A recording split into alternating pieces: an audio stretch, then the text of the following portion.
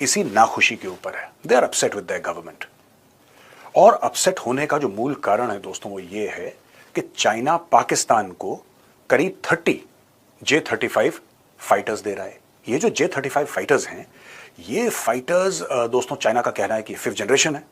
तो चाइना के पास 2 5th generation platforms हैं एज पर चाइना। एक तो J-20 है जो चीन डिप्लॉय कर चुका है, उसमें से एक डिप्लॉयमेंट एक स्क्वाड्रन की तिब्बत में है, बिल्कुल इंडिया की जो लाइन ऑफ एक्चुअल कंट्रोल है उससे तकरीबन 150 किलोमीटर पीछे, और बाकी और जगह मुख्तलिफ जगह ये J-20 डिप्लॉयड है। लेकिन हम बात कर रहे हैं J-35 की, और J-35 according to China is the 5th generation fighter jet. China ने खुद अभी डिप्लॉय नहीं करा, और ना चाइना ने इसका PLA यानी कि पीपल्स लिबरेशन आर्मी एयरफोर्स में उसका इंडक्शन करा है। एटलीस्ट उस लेवल पे नहीं करा जहां पे आप ये कह सकें कि 2-4 स्क्वाड्रन्स हैं, वहां पे ऐसा कुछ भी नहीं हुआ है।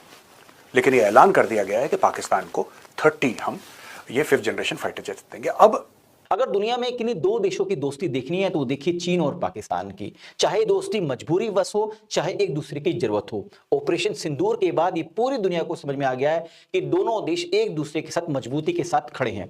ये दोनों देश एक दूसरे की खामियां को भी इग्नोर करते हैं। मैं आपको बता दूं दोस्तों, पाकिस्तान जो मुस्लिमों के नाम पर शोर मचाता है, दुनिया में मुस्लिमों का माई बाप अपने आप को कहता है, अगर कहीं से भी उसको एक खबर आ जाए कि मुस्लिमों पर अत्याचार हो रहा है तो वो बड़ा शोर मचाता है। कई बार भारत को भी इसी पर वो टारगेट करता हुआ फिरता है। चीन पाकिस्तान मिलकर भारत पे हमला कर दें तो क्या है बेयर मिनिमम फोर्स स्ट्रक्चर जो हमें चाहिए होगा। भारत की वायु शक्ति एयर पावर में एक बहुत सीरियस क्राइसिस हमारे सामने आ गया। 1962 के युद्ध के बाद अंदाज लगाया गया कि 2 फ्रंट वॉर से निपटने के लिए, यानी collusive threat from China and Pakistan, अगर दोनों आज साहब जनाब आप 3 फ्रंट सिचुएशन में, 3 front situation, China, Pakistan, Bangladesh, और 3.5 आपका इंटरनल फ्रंट आपके माओइस्ट। चाइना की एयरफोर्स में आज के दिन J-20 और J-35 5th जनरेशन फाइटर आ गए हैं। 300 हैं 5th जनरेशन फाइटर चाइना के पास, और कोई 2030 तक उनके पास 1000 5th जनरेशन फाइटर होंगे। 6th जनरेशन फाइटर चाइना ने बना के दिखा दिया। अमेरिका भी चौंक गया। फटीचर मुल्क, सवा सत्यानाश इकोनॉमिक हाल, भीख का कटोरा लेके दुनिया भर में जाके भीख मांग रहे हैं। 2 रोज की रोटी अपने आवाम को खिला नहीं सकते, लेकिन हेकड़ी देखिए साहब, इनकी किस्मत देखिए। अमेरिका ने पीठ में छुरा घोंप दिया, $1 बिलियन खा गया, आपके ढिकार नहीं दिया, बोला हम नहीं देते। मैं आपको बताना चाहता हूँ कि आपको ये जो आम का प्रोग्राम है जैसे तैसे करना होगा।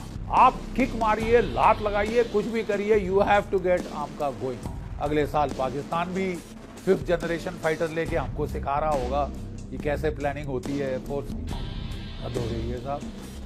चीन के पास 300 फाइटर, 1000 फाइटर हो जाएंगे 5th जनरेशन।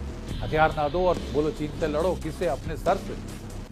तो अब थैंक गॉड। अगर आप इंडिया की बात करें तो हमारे पास जो मोस्ट एडवांस जेट्स हैं वो है Rafales. They are 4.5 generation, they are not 5th generation. And ये जो पर्टिकुलर एयरक्राफ्ट हैं जो पाकिस्तान को मिले हैं, ये स्टेल्थ फाइटर कैपेबिलिटी के साथ हैं। इसका मतलब दे आर इक्विवेलेंट टू से F-35, जो इंडिया भी कहता है कि भाई मेरी है, उसको चाइना को दे दी थी। यहाँ पे जो बॉर्डर डिस्प्यूट है, यहाँ पे बात हो रही है कश्मीर की। वही पार्ट ऑफ कश्मीर जिसको इंडिया कहता है कि हाँ वो मेरा है, वही पार्ट ऑफ कश्मीर जिसको पाकिस्तान मानता है कि हाँ मेरा है, वो पार्ट ऑलरेडी चाइना को दे चुका है, जैसा कि आप इस पर्टिकुलर मैप में देख सकते हो। ये क्लियरली बताता है वो पर्टिकुलर एरिया जो पाकिस्तान सीड कर चुका है टू चाइना, जिसको इंडिया भी क्लेम करता है। जियोपॉलिटिकल एक्सपर्ट से बताते हैं अगर किसी भी देश को महान बनना है, अपने इकोनॉमी पे फोकस करना है, तो सबसे पहले तो उसे अपने बॉर्डर डिस्प्यूट्स खत्म करने होंगे। चाइना ने वही किया है। तो यहाँ पे जो चाइना और पाकिस्तान के बीच में बॉर्डर डिस्प्यूट थे, ये इन्होंने खत्म कर दिए। चाइना पाकिस्तान फ्रेंड्स बन गए ताकि इंडिया का जो थ्रेट था वो न्यूट्रलाइज हो सके। चाइना ने पाकिस्तान को 1965 वॉर में भी सपोर्ट किया। ये CIA के डिक्लासिफाइड डॉक्यूमेंट्स बताते हैं कि जब इंडिया पाकिस्तान का वॉर चल रहा था 1965 में, तब चाइना ने फॉर्मली वार्न किया था इंडिया को कि उनके जो सारी मिलिट्री इंस्टॉलेशंस हैं चाइना सिक्किम बॉर्डर पर, वो उसको खत्म कर दें। इसके बाद इन दोनों की रिलेशनशिप और ज़्यादा प्रोग्रेस हुई जब चाइना ने हेल्प किया पाकिस्तान को बिल्ड करने के लिए उनका एटॉमिक बॉम्ब। चाइना ने पाकिस्तान को प्रोवाइड किए blueprints, highly enriched uranium, tritium and वो सारे कंपोनेंट्स जो एक न्यूक्लियर बॉम्ब बनाने में लगेंगे वो चाइना ने प्रोवाइड कराए। इन शॉर्ट, अगर चाइना पाकिस्तान की हेल्प नहीं करता तो शायद पाकिस्तान के पास ये न्यूक्लियर बॉम्ब अभी नहीं होता। एंड ये जो सारी इन्फॉर्मेशन हम आपको दे रहे हैं ये एक न्यूयॉर्क टाइम्स के आर्टिकल से दे रहे हैं। एक और बात बता दें आपको 1965 वॉर के दौरान, क्योंकि ये आगे आज के डेट में भी बहुत रेलिवेंट रहेगी, कि जब वॉर चल रहा था तब चाइनीज़ ने काफ़ी बार जो LAC थी उसको क्रॉस किया, इंट्रूड किया, ताकि इंडियन आर्मी पर प्रेशर बन सके, ताकि इंडियन आर्मी कभी भी फुल्ली एक साइड पर फोकस ना कर सके, उसको काफ़ी सारे ट्रूप्स अपने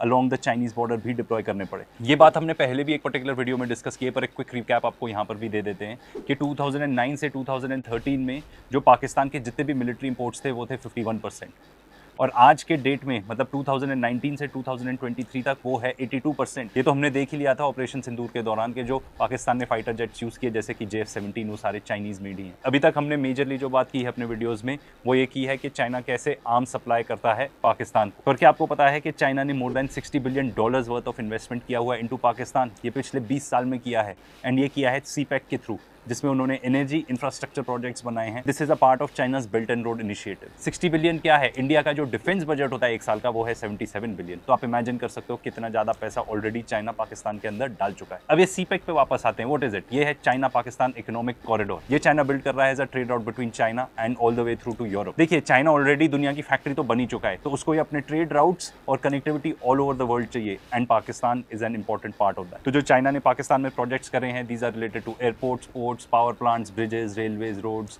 and even telecommunication networks. CPEC का एक बहुत ही इंपॉर्टेंट पार्ट है ये ग्वादर पोर्ट, जो कि है बलूचिस्तान में, एंड ये एक बहुत ही इंपॉर्टेंट पोर्ट है चाइना के लिए because of its strategic location. इतना ही नहीं, चाइना पाकिस्तान को इकोनॉमिकली हेल्प भी करता है। रिसेंटली ही उन्होंने पाकिस्तान का डेट रोल ओवर कर दिया। रोल ओवर का मतलब ये है, फॉर एग्जाम्पल मान लीजिए आपकी कोई EMI है जो आपको आज पे करनी है, तो बैंक आपको अलाउ कर दे कि ठीक है आज मत करना, 2-3 साल बाद करना या 1 साल बाद करना। इसको कहते हैं डेट रोल ओवर। इसके अलावा चाइना सिक्योरिटी फोर्सेस भी डिप्लॉय करता है, बिकॉज काफ़ी ऐसी रिपोर्ट्स आई थी जहाँ पे चाइनीज़ सिटीजन्स को अटैक किया गया था टेररिस्ट के द्वारा। तो इन शॉर्ट, चाइना ने सिर्फ इन्वेस्टमेंट्स ही नहीं की हुई, पर पाकिस्तान उसके लिए एक बहुत ही स्ट्रेटेजिक पार्टनर है। Even before operation Sindoor started, China already बता चुका था that they will support Pakistan. तो अब आप इमेजिन करो, if India were to attack Pakistan, तो फिर चाइना क्या करेगा? ऐसा नहीं है कि वो एकदम सामने आके सपोर्ट करेगा, पर वो मोबिलाइज कर लेंगे अपने भी troops along the China border, which would put our own troops under a lot of pressure, because आप इमेजिन करो, एक तरफ तो आप जंग लड़ने जा रहे हो और दूसरी तरफ चाइना भी एकदम आके खड़ा हो जाता है along the border, तो आप अपने सारे ट्रूप्स को पाकिस्तान बॉर्डर पे एंगेज नहीं कर पाओगे। आपको गुड नंबर ऑफ ट्रूप्स यहाँ पे रखने पड़ेंगे चाइना बॉर्डर पे,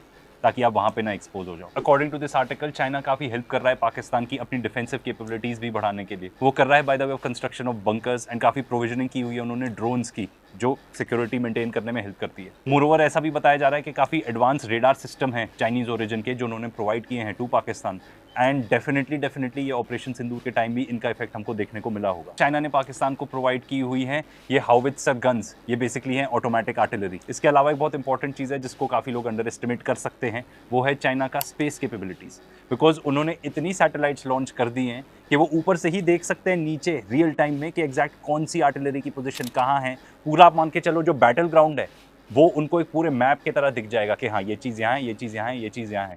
एंड 100% ये ड्यूरिंग ऑपरेशन सिंदूर यूज़ हुआ होगा, स्पेशली बिकॉज अगर कोई इकोनॉमिकली सबसे ज़्यादा इफेक्ट होता ऑपरेशन सिंदूर से तो वो होता चाइना।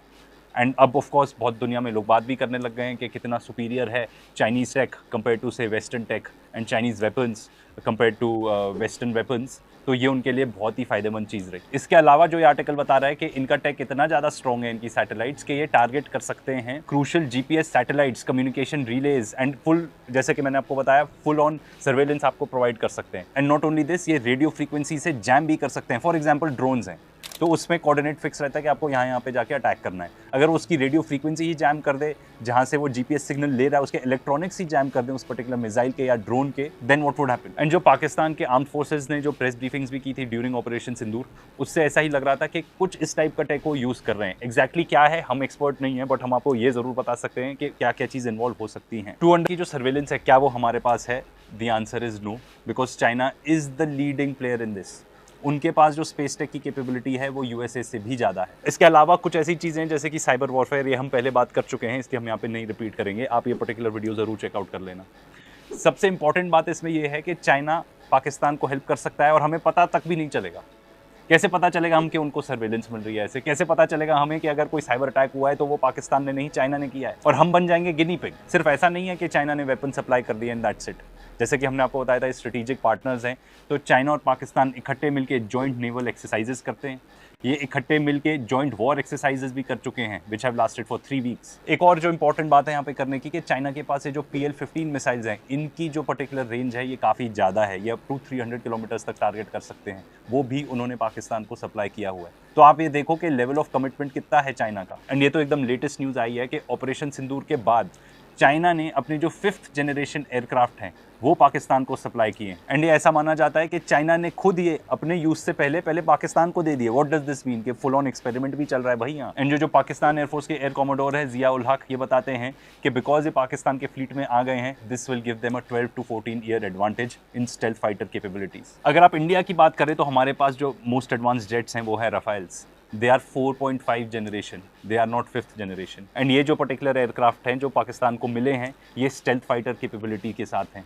इसका मतलब दे आर इक्विवेलेंट टू से F-35s जो ट्रम्प चाह रहे हैं कि इंडिया खरीदे। अब पाकिस्तान चाइना के रिलेशनशिप को देख के अब ये क्लियर है कि अब हमको भी हमारी आर्म्ड फोर्सेस को बहुत ज़्यादा मॉडर्नाइज करना पड़ेगा। इंडिया के प्लान्स हैं ऑलरेडी मॉडर्नाइज करने के, but given from what we are seeing कि चाइना किस तरीके से अपनी सारी टेक पाकिस्तान को प्रोवाइड करना है, हमें ये मॉडर्नाइजेशन का एफर्ट जो है, जो पर्टिकुलर इसका स्पीड है, इसको बहुत तेज़ करना पड़ेगा।